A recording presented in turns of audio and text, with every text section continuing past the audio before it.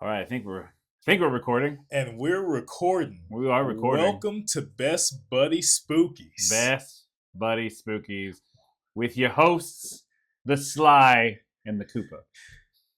I thought we was gonna go with Tango and Crash. I was ready to say something. I was ready to say something. What? We'll do it again. Tango, Crash. Crash. There we go. We're back with Best Buddy Spookies. I don't know the episode number. I lost count, and we already messed it up on one episode. Yeah, we already messed it up. The dementia is real right now. Today we're talking 13 Ghosts. 13 Ghosts. A classic movie that came out in 2001. Oh, you hitting the ears this time. 2001. Okay. All right. A lot of people haven't seen 13 Ghosts, and I understand it's an underrated movie. It's an underrated movie, and it's definitely getting that cult following. I feel like as time has gone on, people are revisiting it. Because it's a damn good movie. It's a fun watch. It's a fun movie, and it has that early 2000s vibe to it that all the 2000s movies had. But if you grew up in that time period, it's good. It's good. It's good for sure. First, before we start off this episode, hey, how you doing? I hope you're doing well. Thank you for coming back. I hope you're taking care of yourself mentally, physically, drinking your water. We want to make sure you're okay. And also, if you haven't seen 13 Ghosts, I'm not mad at you. I'm not going to call you a bitch. I'm not going to call you a mudblood. But I am going to give you my disappointing laugh. Go watch it. What are you doing? Go watch. It's never a good sign when there's laughter, but there's no facial expression behind it. That's never a good sign. Just that. Go watch the movie. Shit. But the fun fact about this movie, it's actually a remake to the 1960 film 13 Ghosts. Yep. And this was directed by Steve Beck. And this was his first directorial debut. His first movie. First movie. And right out the gate, hey, he did a pretty good goddamn job. It wasn't that bad. I think he did a great job. Oh yeah. For a first time director. Oh, yeah. Unless you're Robert Ebert. Yeah, Stroker and Ebert, Roper and Ebert. He put it on his 2005 list of most hated movies. Right? Most hated movies? Yeah, that's a strong emotion. I'm just like, hey man, come on. I'm therapy? Like who hurt you? Somebody. Like it wasn't that bad of a movie. Like no. it wasn't, like an A+, but it's at least a B+. Yeah, it's a fun B movie. Yeah, it's a good B movie. I don't know what he was talking about. No, he was angry. He was upset. I'm not gonna call him a bitch, but I am gonna say, hey, we need to reevaluate that that grade system. Yeah. And 13 Ghosts, pretty much the abridged. I'm gonna give an abridged version of what the movie is about. So pretty much Cyrus, we'll call him a wealthy billionaire. He took the family fortune, doubled it, got all that money, and he decides to go start hunting ghosts. I don't know why he started doing that. Get a lot of free time. But pretty much the abridged short version is he has all this wealth. He's trying to collect these ghosts and open a portal to goddamn hell. Mm-hmm. Pretty much to have what can I... Pretty much to have power. It's like, you can see the future and the past or something like that. Yeah, it was like a specific power in hell where you could see the past, present, future, have all that knowledge within you. And I'm just going to say right now, if I had all that money, there are so many things he could have did besides chasing around some goddamn ghosts. List the things he could have did. He could have started collecting stamps. He could have started a motorcycle collection. He could have went to Thailand and got a few she-boys. He could have went to golf Denny's. Like, he could have did so many more. Went on a coke binger in Vegas. He could have did so many more things with his money. But he decided to go chase some horrific ghosts. Yeah, he wanted to be something a little special. He wanted to do something different with his money. Yeah, and I'm thinking to myself, like, man, this is why certain people shouldn't have money. Yeah. Like, this is what happens. Like, come on, It's like one of those things where you're like, oh, you have so much money, you're that bored. You're like, I'm gonna get ghosts. Yeah, I'm just gonna go collect some violent fisting ghosts. What a choice for a collection.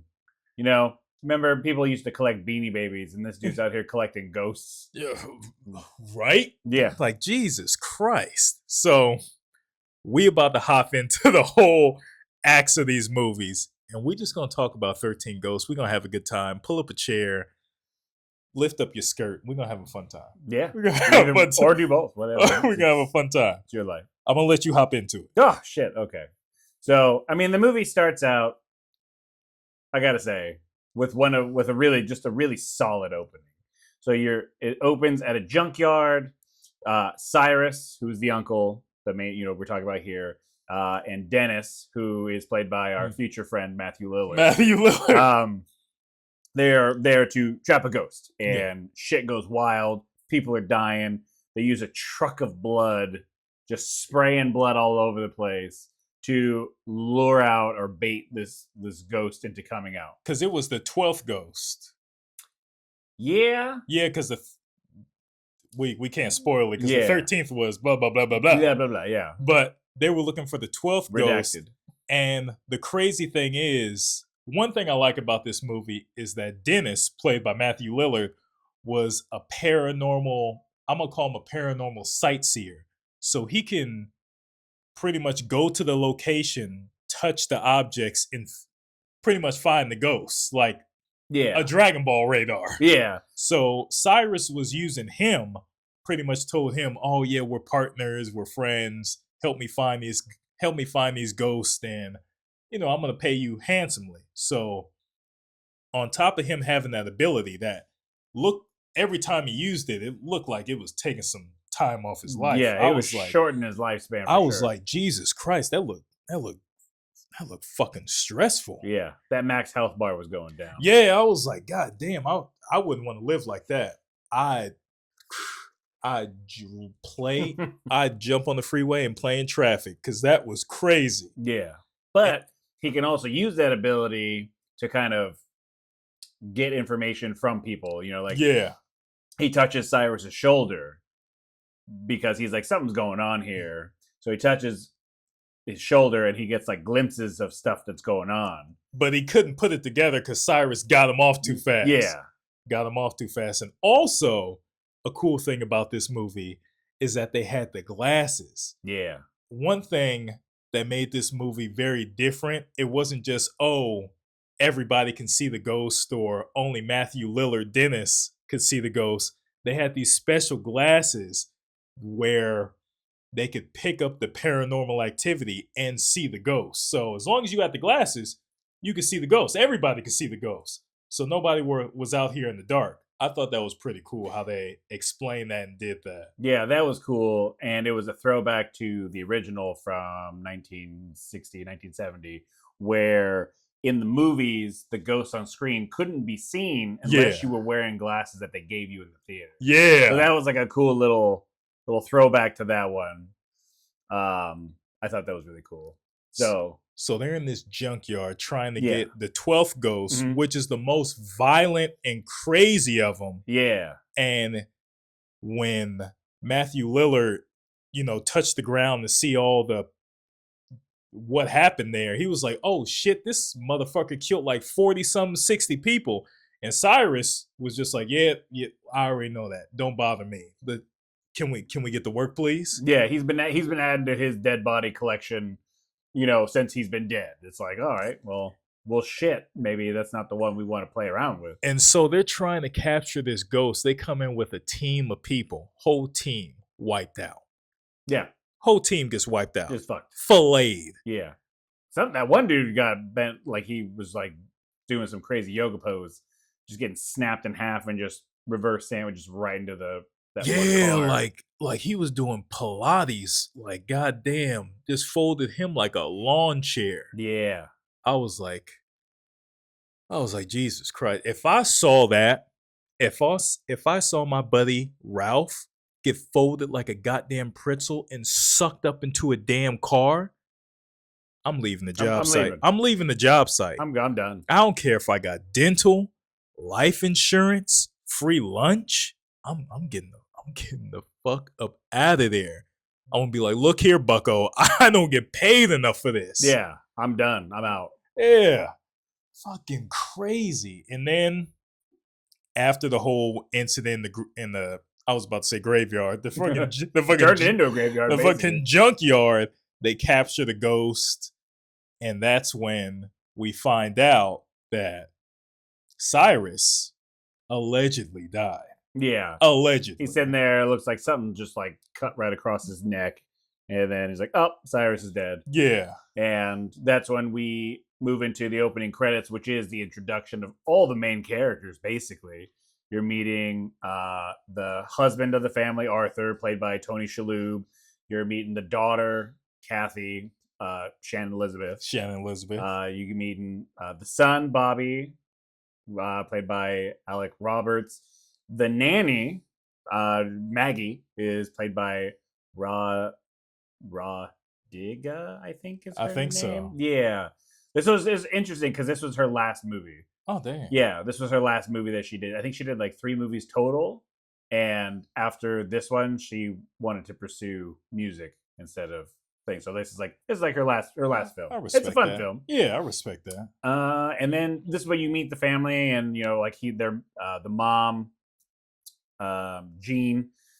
You learn that it's in like a sweeping camera view. Basically, the family's all happy. They're doing their thing. Oh no, there's a fire. It kills the wife, and now this is where they're at. And the family's in shambles. The family's in shambles. They're in like an apartment now, making it work. They're doing what they can to scrape by, but you can see all sorts of like bills and notices and stuff all over the wall. You can just tell financially it's rough. They're struggling. It's rough. They're struggling. They're doing the best they can. Yeah, doing the best they can. This is where we get the lawyer, Ben Moss. He comes knocking on the door, and this is where Arthur and the whole family find out that since Cyrus died, left his whole house and basically everything that he had for him and his family. Yeah, the whole estate. Yeah. And then he's telling them, hey, your uncle left you all this estate.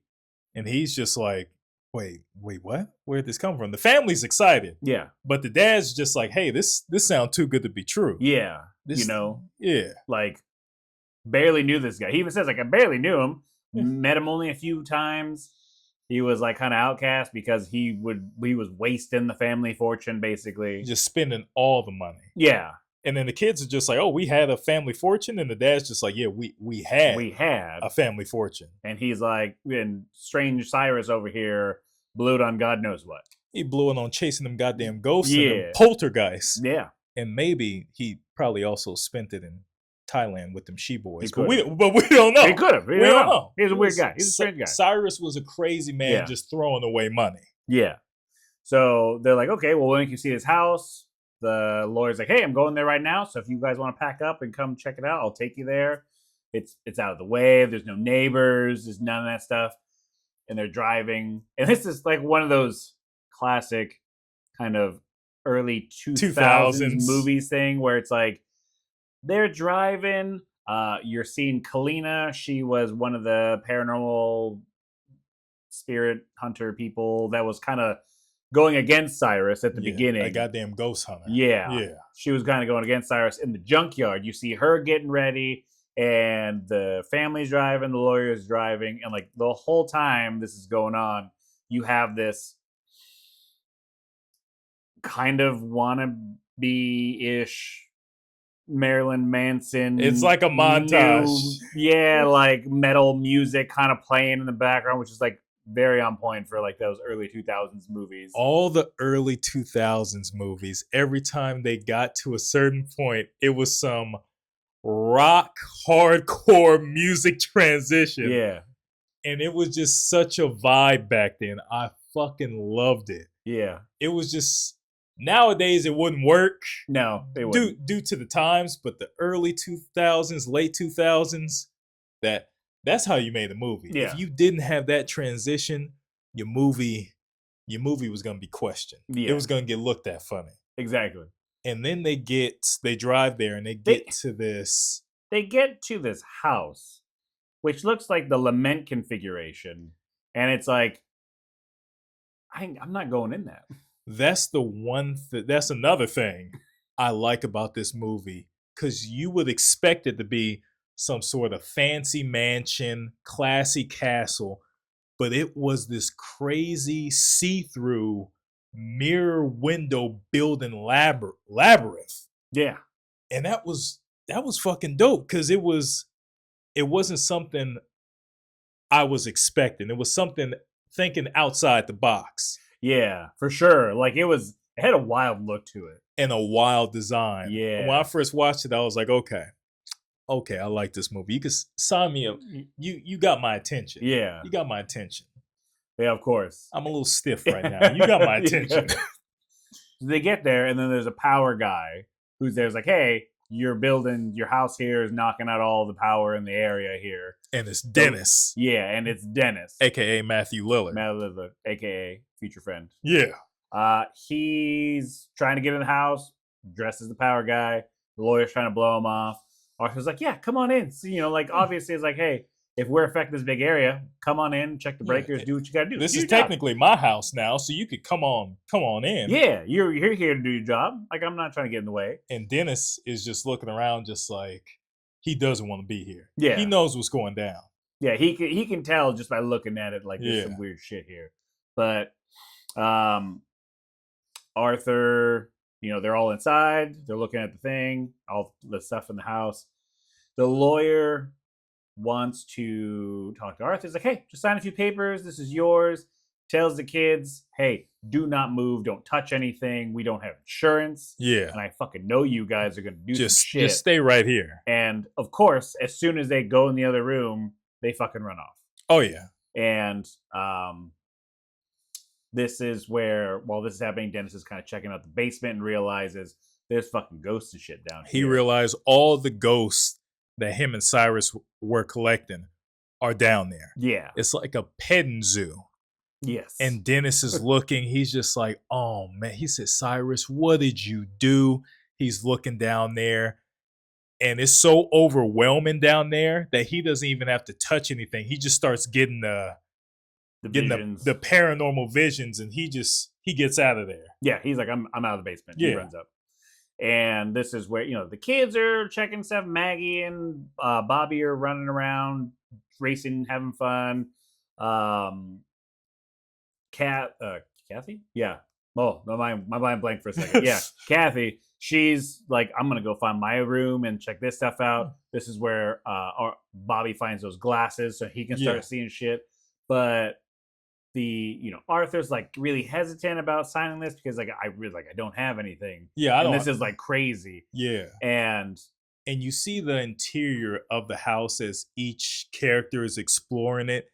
And I don't know how they did it, how they built it, but it was visually, it was pleasing how everything was just, it felt like they were just walking through a movable puzzle. It was just crazy, just the decor, the visuals, just the cinematography of how that mirror building was just designed. It was chef's a kiss. It was simple sugar. Simple sugar. It was simple sugar. But yeah, so then, right as he's about to sign, Dennis comes running and it's like, hey, basically like, hey, you got ghosts down here. You got to get your kids out. You got to leave. I'll explain more. And the lawyer's just like, oh, it's this fucking guy. Dude. And Arthur's just like, who is this guy? And Dennis is telling him, I like Dennis because he's straight to the point. He said, hey, I used to work with your uncle. We used to chase, he gave a specific scientific word for it, but he said, you don't understand that. We used to hunt ghosts. And Arthur's just like, come on, man. Ghosts ain't real. That's not real. And Dennis is like, no, we gotta get your kids. We gotta get your kids up out of this fucking house. This is not a drill. Yeah. He said, look. He said, look here. He said, look here, bucko. We gotta get out of this house now. That's when the lawyer's going back and forth with him. And unfortunately, by that time, the house locks itself. Yeah, it locked itself when they went in. Yeah. And this is where Dennis falls down because he's fucking just the presence of everything there. is too much. It's too much. So this is where Arthur goes to check on him, puts his hand on Dennis, and Dennis catches all this stuff about his wife and the fire and all those different things. And during this time, this is where the lawyer gets out. He disappears. Yeah. And we fast forward to him. He's in the basement. He's got the glasses on. He knows that there's ghosts and shit down here because he's aware. He's just checking up on everything. Yeah, he's kind of like mocking them a little bit as he's walking by, like, haha, the angry princess. He's like, because she the way she died, she's naked, she's got slash wounds all over and stuff like that. And he makes a comment about her. He goes into this room where there's a big old briefcase full of money that was his payment, basically. But by him taking that, picking it up, it starts putting things in motion. Yeah, the house morphs and moves and shifts into a different formation. Yeah. And he tries to get out. Yep. And one of the ghosts, the ghost lady with the knife, gets out. And there weren't a lot of deaths in this movie per se. Besides the beginning and this death, it wasn't your typical horror movie where just countless people dying. It was just the people at the beginning, him, and then it became just more of a suspense thriller. Yeah, I guess you could say that. A little bit. I mean, like, I think it's maybe like the amount of people that, like, main people that are involved that end up like dying. Yeah, you could probably count like one hand. It's probably like four fucking people. Yeah, that actually die. Just the group at the beginning, and then this guy. But the way the lawyer died, that set the tone. One. That set the tone. Yeah, that was a creative death. That was really creative because he's trying to get out of there. The building's shifting, and then one of the ghosts gets loose. The girl with the knife. Yep, she's coming towards him. He's just like, "Hey, baby girl, calm down. It was a joke." And then he stands like right in the middle of the doorway, and that glass door shoots down, cuts him right in half. Yep, it just shrink like that, and it just splits him in half. That was a cool death. That was crazy. Cool. That set the tone. I remember when I first watched it, I said, "Oh, so we just doing this now." And then the fact that his body, the way it slid and you heard it against the glass, I was like, "Oh, that's fucking nasty." Yeah. I was like, "You nasty, dirty bitch." That was good. That was nasty. Just the way it happened. Just like the death was okay, but just the after effects was just like, "Oh, ugh." Yeah. Ugh, buddy, ugh. Yeah, he's sliding down the glass. It had all the sound effects. You're like, he was done. He was done. He was done. Yeah. And then the house starts shifting, and the ghost doors open, and now the ghosts are loose in the basement just for right now. In the basement for just now. Yeah, their doors are open. Yeah. And they're just loose. Yeah, because not all of them, just some of them. Yeah, because at this point, more doors are opening, more ghosts are starting to show up. A part of the basement opens up, like a pathway down to the basement. Yeah. That Bobby, while he's running around in his scooter, sees it open up. He sees like, oh, someone's calling for him to come down. So he goes downstairs, but he gets freaked out by all the stuff. Rightfully so. He's a child. And it's like a back and forth because one of the ghosts are just like, hey, little boy. Come down here. We got some candy for you down here. Yeah. And the ghost just like, hey, little boy, come down here. Come get your ass down here. And then the ghost of his mom comes and just like, Bobby, you need to stay upstairs. You need to go upstairs. But Bobby's, since he's a kid, he's just like, Mom, is that you? Yeah, he's just like, you're supposed to be dead. What's going on? And then we go back to the other ghosts where it's being more aggressive, like, get your little ass down here. Get down here. Yeah. I'm just like, oh, gee, leave the boy alone. Leave him alone. Goddamn aggressive ass ghost. Yeah. And then Bobby, he just kind of keeps going downstairs, and I'm just like, ooh, I thought they was gonna get him. I could have seen that too, but instead he's running. He knocks himself out basically because he's just too busy running on his scooter, trying to get away from all these ghosts that keep popping up. The ghost of his mom shows up, and he's kind of like backing up, like, "Whoa, what's really going on here?" Yeah. Turns around, Cyrus is there and snatches him. Just snatches him up. Snatches him. Yeah. Yeah. And then now we're getting to the point where Arthur's like, hey, we're gonna leave. He got Dennis. Goes find Maggie and his daughter Kathy. Kathy's in the bathroom, and Yeah. the ghost, the angry princess, with all the knife wounds and stuff, she's in there. And before she gets Kathy, that's when Arthur's like, "Hey, we gotta go. We gotta go find your brother." That transition scene that they were doing between her just in the bathroom and the spirit when it was going back and forth between the bathtub full of blood and her sitting there and her putting the water on her face, just the whole that was a cool ass transition. Yeah, like how they also where they kind of, because she didn't realize that she had those glasses on the sink, Yeah. and then like she's doing her thing, and then like the camera kind of comes in, it looks through the glasses, and you it's realize just there's this blood everywhere. just nightmare fucking scenario, just horrifying. Yeah. Just like an NCIS crime scene on a Wednesday in the back of a Denny's, and a homeless man is screaming in the background. That transition was cool though. Yeah. But also, Dennis is telling Arthur, like, hey, ghosts are real. And Arthur's just like, I ain't having it. He really wasn't having it. No, he's like, listen to what you're saying. Like, yeah, he was like, listen, hold on. If somebody telling me, if I'm locked in a glass house and there's a strange man telling me, hey, ghosts are real, we got to get out of here. The first thing I'm doing, I'm pulling up a chair and I'm saying, all right, buddy, tell me all you know. Because obviously something ain't right here. Lawyer's gone. Glass house. All doors are locked.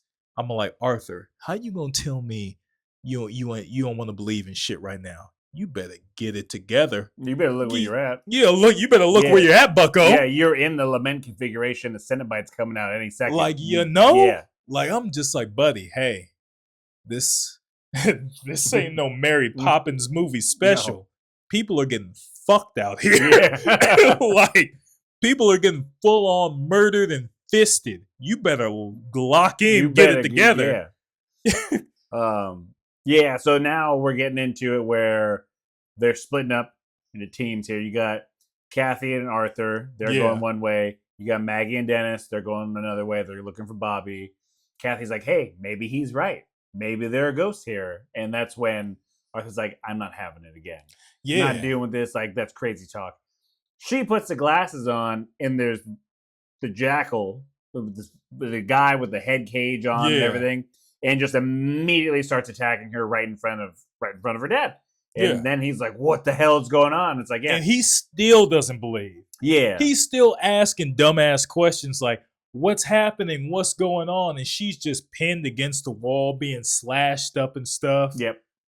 And then Kalina shows up and saves her. And this is like, here, put the glasses on so you can see what's going on. She's just like, hey, cut the shit, put the glasses on. And he's just like, okay. And then he finally sees the ghost. Yep. And he takes them off and put them back on. And then Colleen's just like, yeah, ghosts are real. Your daughter almost died. You're welcome. Yeah, it happened right in front of you. Fuck off. Yeah. They're real. It's ridiculous. The disappointment laugh. Yeah. And then Dennis and I forgot her name already. Maggie. Dennis and Maggie, they were a good team up because Dennis said ghosts are real. And she said, all right, bet. She said, yeah, I believe it. And then, well, she wasn't at first until he said, put these glasses on. Then she put the glasses on and she was like, oh, shit. And Dennis was like, yeah, this is what we did. This is our night. Yeah. This is going to be our night. This is what we're doing. This is what we're doing. Yeah. We're not playing Monopoly with the family. Mm-hmm. We're not playing Mario Kart. No. We're trying not to get our goddamn asses ate by these goddamn ghouls. Yeah, this is not the hide and seek you want to play. Yeah. But they were a good team up, though. I enjoyed, they did. Because they were both smart. They were communicating. Yeah, they were communicating. That's important. Yeah. Like, hey, let me show you what I'm talking about. Yeah, even though they were sharing the glasses, like, when they had that encounter with the ghost, they were swapping the glasses back and forth, they were helping each other out. They were a good team. They were working together. They saved each other's lives. Yeah. She saved Yeah, he saved her a few times, but she saved him too from that dude with the bat. Yeah. She's like, Duck, go this way. Yeah. Even though she kind of pushed him in there in the first place. But still, she Yeah. still helped him out. It's like, my bad. Let me Yeah. help you get out. So this is where, so now, I think Arthur was attacked at this point, and this is where they go into the library to go basically talk about all this stuff. Yeah. And this is where Arthur, basically, Kalina tells everybody everything what's going on. She says, "Hey, he's trying to build this device. It's a like exact replica of this machine. Basically, opens up a portal to hell. Yeah. And it sees everything. Yeah. Needs all these different ghosts. But Kalina also says that the fourth ghost, the withered lover, is Arthur's wife." And it's like right in front of and it's like Dennis like, please don't tell him. Don't tell him this. She's like, he's like, I didn't know you. I didn't know this family. I didn't know anything about this. These were all handpicked by Cyrus, and I was told nothing about who, what, where, why, all this stuff. Yeah. And they're like, well, and then this is also where it's explained that there's a 13th ghost that they need to open the portal to fucking Doomslayer hell. Yeah. And that's Arthur, basically. Arthur is the 13th ghost. He's a fail-safe, is I think the term that they use. Yeah. Safety precaution. Yeah. And she goes down all the 12 different ghosts, which, again, they're all pretty damn cool. Yeah. Like, all of them are really cool. Like, you have the torso dude who had like no legs. He's just like no legs, no head, and just like moving around, wrapped up in like saran wrap on his arms. They did show him for a brief second in the movie. Yeah, they did show him a few times in the movie, and they actually got a person who. Yeah, they got a double amputee. Yeah, double amputee to play him, and what they did is they put this black hood over his head so they could remove it digitally and then do their whole thing with it, which I think it's cool when they do that. Yeah, like, hey, I got a thing. I don't know, something about the saran wrap guy that was just unsettling. The way he was moving when they just showed him for that brief second, I was like, nah, right there, that's nightmare fuel. Yeah, there's something about his whole presence, because he was just there for that scene. And then he's just that's it. Yeah.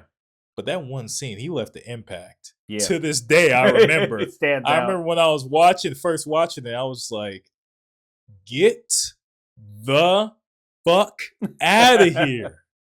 Because he was also like the only one of the spirits that actually had like a lot of blood going on. Yeah. For the most part, they really weren't like, the jackal was pretty wild. Caged head, long nails, but it wasn't like covered in blood or anything. The hammer guy, like he was pretty intense. Big ass dude, got like spikes in his body, nails and stuff for a hand. Again, not very bloody. Even one of the ones that I thought was really cool, there was the great child and the dire mother, I think is what it is. No blood at all in that one. Like, it's not a really gory movie, to be honest. Yeah, it's not. It's just more disturbing imagery. Yeah. Imagery. The cool thing I liked about this too was the guy that plays the great child in this movie. He also plays, kind of funny, a role in the Trick or Treat movie that I love so much. One of my favorite movies. When they're in the woods, and he's like, "Hey, I got a date for you." And that's the same one? Then it turns around, that dude dressed like a baby. Yeah. It's the same dude. Ain't that about a bitch? Same dude, almost in the same exact outfit. That's pretty funny. Yeah. That's pretty funny. But yeah, I like that. I thought it was funny. But yeah, so like, I don't know. I thought it was really cool going all over the different ghosts and stuff like that. That was really cool. And after she explained the whole scenario, Dennis is just like, I like this for Dennis, because Dennis was the real MVP. He said, "Hey, let's go get your kid." Yeah. And Arthur's just like, "Are you serious?" And Dennis is just like, "Hey, man, let's go get your kid." Yeah. Like, especially when Dennis saw the visions of him dying, he kind of brushed it off, but at the same time, he was like, "Hey, I gotta do what's right now. Let's go get your kid." And I like how they came up with the idea that to take one of the mirrors with the incantations that can block the ghost. So they just rip one of those out and just carrying it Yeah. all the way downstairs. Yeah, that was a high IQ play right there. Yeah. Yeah. Yeah, because if they didn't have that, they would have been shit out of luck. Yeah, they would have been fun. So they're taking the mirror, the Captain America mirror shield, and they're walking through the building, just getting through there. And eventually, we find out that what's her name? Colleen. Yeah, so you got is in cahoots. Yeah, with fucking Cyrus. Because Kalina and Maggie, they go and they're like, "Hey, we're gonna find the machine. We're gonna stop the machine."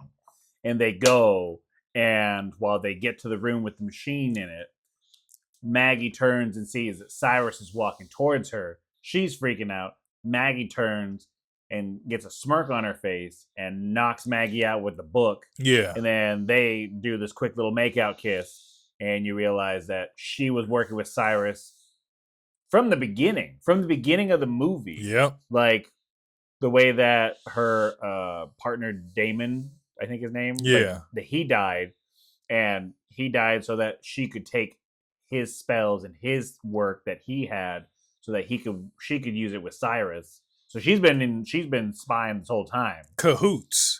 Both of them trying to open the gate of hell. Yeah. So while that's going on, so this is where Cyrus is like, "Hey, Arthur needs to sacrifice himself. We got his kids. You need to go put them in danger so that way he sacrifices himself." Yeah. And he tricks her. She gets smushed between glass doors. Yeah, because she wasn't really for it. She said, hey, we didn't say anything about getting the kids involved. And Cyrus is just like, "Hey, look, are you about this shit or not? I'm trying to open the gates of hell. Yeah. I'm gonna do whatever it takes." And she's just like, "Hey, I don't feel like this is the right thing to do." And you know what he said? He said, "All right, bitch, I gotta let you go." Yeah. It's like, it's about whatever it takes. Yeah. And it's like, hesitation. He gotta go. said, "They ain't my kids. I don't give a damn about them kids." And she just like, "But them your niece and nephews." And Cyrus said, "Bitch, I don't give a damn about them damn kids." Smushes her against the glass, just straight pancake. Yeah, which originally was going to be a lot more graphic. Yeah. But they cut it down because the director was worried about the NC-17. Yeah. Like originally her eye was going to pop out and there's going to be brain squishes everywhere. Because she got smushed. Yeah, she got smushed. Like she was done. Yeah, she should have exploded, but it didn't happen. But then while that's going on, you got Dennis and Arthur in the hallway. The hammer dude is there. Yeah. So Dennis kind of basically puts Arthur in the corner, blocks him off with the thing, and is trying to juke and jive and, bob and weave with the hammer. But this is where the final, the Juggernaut, the 12th ghost, the worst one of them all. Yeah, the violent one. He gets loose, distracts Dennis, and this is where the hammer gets him. Yeah. But then the Juggernaut, he comes over, he gets him, just ragdolls his ass in the hallway, and then just fucking smashes him in half, just like breaks him against the corner, and then he's dead. And then Dennis died. Yeah. Yeah, that was sad. I was like, damn. All right. Wasn't a graphic death, but it was a death where I was just thinking to myself, damn, all right. At least we went out like a hero. Yeah. Went out like a hero. Went out doing the right thing. And now we're at the part where the gates of hell is about to open. Yeah, it's about to open. Yeah, the gates of hell is about to open. Cyrus has that recording of a chanting going on, like it's some Necronomicon shit. Yeah. The ghosts are gathering around the machine, but this is also where Jean shows up and is like trying to like show herself to Arthur. Arthur sees his kids and is like, I gotta do my thing. But then this is where he sees Cyrus for the first time. He looks at the ghosts. He goes, wait a minute. He counts them, remembering what was said, realizes that motherfucker is not a ghost. Yeah. That he's real and he's right there. Yeah. And is like, I'm gonna fuck you up. I'm gonna fight Yeah. you. I'm gonna fisticuff you in the fucking mouth. Yeah. And he tries. He tries, and then Cyrus hits him like one time, and he goes down. Yeah. Gets the upper hand on him. I don't know how, but yeah, basically saying like, hey, you're gonna jump your ass in there when that portal opens, and you're gonna that's what you're gonna do. You're gonna sacrifice yourself, basically. And Maggie's all of a sudden DJing down there with the machine controls, destroying the chanting, destroying everything. Like it's starting to malfunction, it's starting to freak out, and the ghosts break free of their thing, their like little Red Rover circle that they were doing around the soon to be Demon Eye, and they go after Cyrus. They pick him up, and then they throw him into the machine, which is malfunctioning and doing all sorts of weird, like spinning blades. And he just gets souffle. He's a chop salad at that point. Caesar salad. Yeah, he's just done. Yeah, he's done. And then the ghost of Dennis shows up. He's like, "Hey, your kids need you.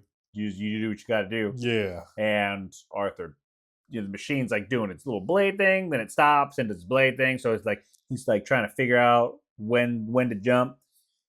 He makes it. He jumps. He gets to his kids. The machine just explodes. The house is exploding. Yeah, the house is going straight to hell.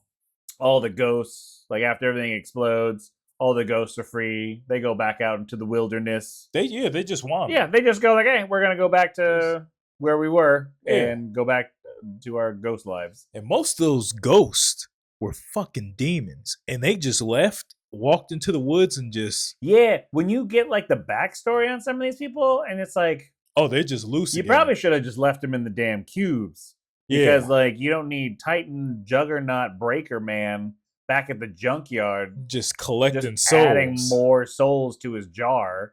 And you got the Jackal, the dude who was just like a rabid beast, scratching and clawing everybody. Now he's just out there running around. People are gonna think of animals. He's just scratching people in Whole Foods at night. Yeah, he's just going around, just mauling people. People are thinking it's a raccoon that got loose. And that's the end of the movie. The ghosts leave, the family leaves, and the house is destroyed. Yeah, and no portal to hell open. Nope.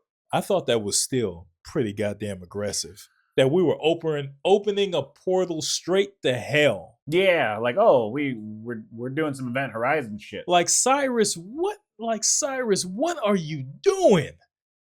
You opening a portal to hell?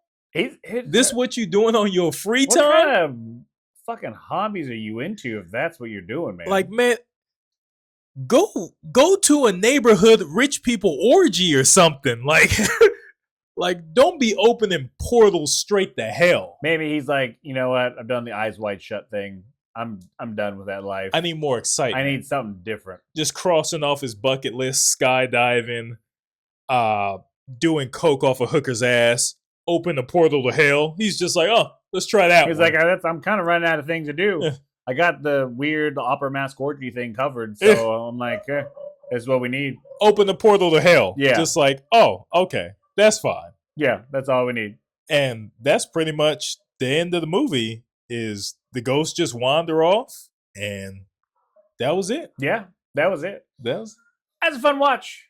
I thoroughly enjoy that movie. I've watched it a lot recently. I think it's a very underrated movie, and I think more people need to see it.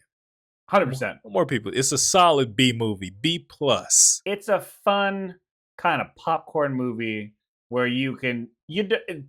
there's nothing about this movie that you need to take serious. Oh yeah. You can just sit, you can watch, eat your popcorn, have your sour strips, your blue chew, and just enjoy, just have a fun watch. You could have it playing in the background. You could. It's a good enough movie where you can just watch it anytime. Yeah, it's a good fucking movie. Film. It's a good goddamn movie. It's a good film. So, like we have before, favorite kill or death in the movie. I'm going the lawyer. Favorite kill and death. I'm not gonna say it's my favorite, but the goddamn lawyer just that That was some shit. Yeah, That was some shit. that was where it was at. He didn't have to die like that. But he did. He did. Yeah. I was like God damn. Yeah. Again, I think maybe the director had an issue with a lawyer somewhere in his life and was like, I'm gonna get you. I would have rather just got killed by one of the ghosts. If that was my ultimatum, Yeah. I would have just got mauled by one of the ghosts. So she's either gonna stab you with a knife or get sliced in half by a glass door. I'm gonna take the knife. I'm probably gonna take the knife. Yeah, I'm gonna take the knife. I'll probably guide it. I'm like, here, just right and just hit me somewhere quick. Just please. Yeah. Please, Jesus God. Yeah, just take it quick. When we talked about the other thing we talked about is the most, I guess, what would be the worst thing to experience in, like, if we were in it, the whole thing. The whole realizing thing. Like, oh, I'm in a glass house. Oh, what? There's a whole basement full of ghosts. Like Matthew Lillard said, oh, you talking basements in this? Like in this basement? Well, yeah, because if they were at across the street, I wouldn't give a shit. Said it perfectly. If I inherited a house and I found out ghosts were in the basement and I'm locked in that house, man, there's fuck. Okay. I wouldn't even know what to do. First off, I'm so flabbergasted because first off, why would I put myself in that situation? Second off, if I did get into that situation, if I'm in the glass house and I find out ghosts are in the basement, caged up, like I'm at the San Francisco Zoo, yeah, I would have turned away. If I'm there with somebody, I'm gonna be like, okay, what's our best option? Because I'm about to snap my own neck. Because if one of those ghosts get loose, if all of them get loose, what am I gonna do? Yeah. Well, even if I had the glasses to see them, like, what am I gonna do? Like, I'm sorry, like, if you pull me up to this house, like, hey, this house is yours, and you show me one of the lament configurations, like it looks like, I'm not going in. I would have looked at it and been like, you know what? That's cool. I'll sell it to you. I'll sell it to you. How much you want to buy it for? I'm not now, going see, to that fucking house. If they said, "Oh, hey, you inherited a house from one of your family members," if it's like an old mansion castle, okay, I'm okay with that because it just looks like a normal house. Yeah. But if I'm going to a house and it's just like the one from 13 Ghosts, it's just all glass, got incantations written all over the walls. First thing I'm gonna say is, I'm gonna look at the house and be like, "Fuck's going on in there?" Yeah. They're gonna be like, "Excuse me, sir." I'm gonna be like, "What the fuck's going on in there? Why is it made of glass? Why is it old demonic incantations written everywhere?" But if I went up in there and I got stuck and I found out ghosts in the basement, I'm screaming. I'm screaming. I'm gonna scream to the top of my lungs. Then I'm gonna scream so loud my nuts are gonna hurt. And then I'm gonna collect myself and say, okay, what are our options? How are we gonna get out of here? Do we gotta survive until sunup? I could probably do that. But yeah, that'd be too stressful for me. That'd be too much. That'd be too much for me. Yeah, that'd be too much. That's too much for me. My blood pressure can't. No thank you. No thank you. Fuck that. Fuck that shit. Politely, no thank you. Not even politely. Fuck off with that. Yeah, just like, oh, that's too much. That's too much for me. But if I could get a pair of those glasses, that I would be cool with. I'd keep one of them glasses just in case. Yeah. Just in case. Because you never know. Yeah. You never know. You don't know. I would have kept one of them as a souvenir. Yeah. I'd keep them. Because after that, I'm having PTSD. If I survive that, I'm having PTSD, and I'm gonna keep one of them glasses. So every time I hear something in the house at night, I'm putting on the glasses, and I'm getting some boxing gloves or something. Yeah. Or maybe I'll make a friend. Yeah. Yeah. Be like, hey, Dylan, hey, I'm just getting up to go to the bathroom. Yeah, like if there's nice ghosts, then I'm cool with it. I'm cool. If I put on the glasses, I'm just like, hey, nobody here to hurt you or catch you. Everything's all right. But if I put on the glasses and it's a mean goddamn ghost trying to fist everybody's asshole, then we have a problem. Yeah. Then we got a problem. Yeah, for sure. Then we have a Especially problem. that guy that has a sledgehammer for a fist. Like that's Nobody got time for that's that. gonna rip you open. That's gonna rip you open hard. Oh yeah. But that is the end of the episode. That was 13 Ghosts in a nutshell. You can't get no better than 13 Ghosts. And if you think you can, well, you're a fucking liar. Yeah, I don't know what you're gonna do with that one. But that was 13 Ghosts. We're gonna say, watch it. Yeah. Go watch it. Go watch it. Go watch it. Go watch it. Rewatch it. If you like it, that's great. If you don't like it, nothing wrong with that. Probably something wrong with you, but nothing wrong with that. Hey, your opinion, your life. You know, not trying to. What is it they say? Not trying to yuck on your yum or whatever they say. Not trying to yuck on your yum. Pause.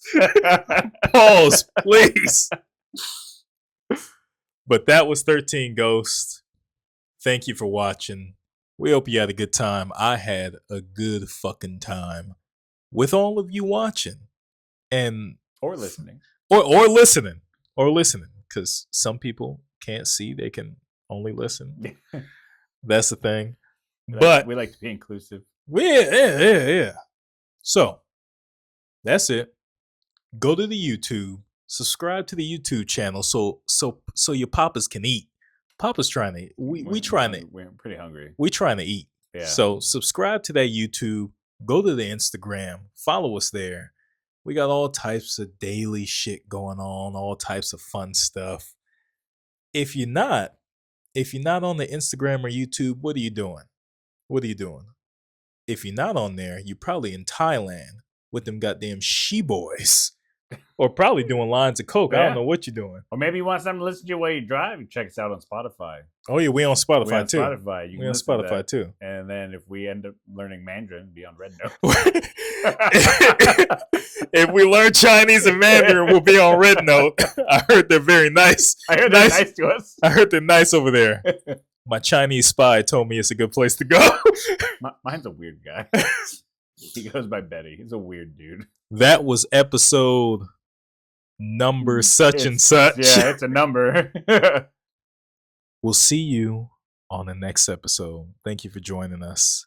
We love you. You're all beautiful, dirty sluts. And I'm happy that you're here. It's okay. I'm a dirty, filthy, no good mudblood slut too. So makes sense. All right, we're out of here. Smooches. Smooches.